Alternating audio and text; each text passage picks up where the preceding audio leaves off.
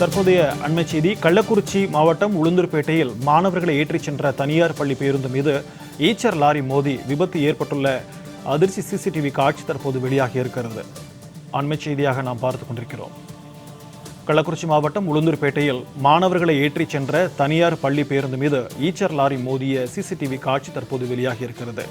விபத்தில் படுகாயமடைந்த பள்ளி மாணவர்கள் தற்போது சிகிச்சைக்காக உளுந்தூர்பேட்டை அரசு மருத்துவமனையில் அனுமதிக்கப்பட்டிருக்கின்றனர். இது தொடர்பான கூடுதல் விவரங்களோடு நம்முடன் இணைகிறார் செய்தியாளர் இளையராஜா. வணக்கம் இளையராஜா, இந்த விபத்து குறித்தான கூடுதல் விவரங்கள்.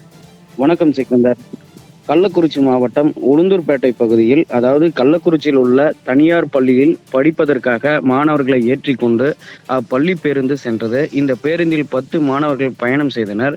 இந்த பேருந்தை வெங்கடேசன் என்பவர் ஓட்டி கொண்டு வந்தார். இந்த தனியார் பள்ளி பேருந்து நாராயணன் தியேட்டர் பகுதியில் உள்ள மாணவர்களை ஏற்றிக்கொண்டு பெஸ்கி மேல்நிலைப்பள்ளி எதிரே உள்ள சாலையை கடக்க முயன்ற பொழுது உளுந்தூர்புரம் சென்ற ஈச்சர் லாரி தனியார் பள்ளி பேருந்து மீது மோதி விபத்துக்குள்ளானது. இதில் பேருந்தில் பயணம் செய்த பள்ளி மாணவர்கள் 3 பேர் படுகாயமடைந்தனர். அந்த சிசிடிவி காட்சிகள் தற்போது சமூக வலைதளத்தில் பரவி வைரலாகி பெரும் பரபரப்பை ஏற்படுத்தி வருகிறது. சிக்கந்தர், உங்களுடைய விரிவான தகவல்களுக்கு நன்றி இளையராஜா.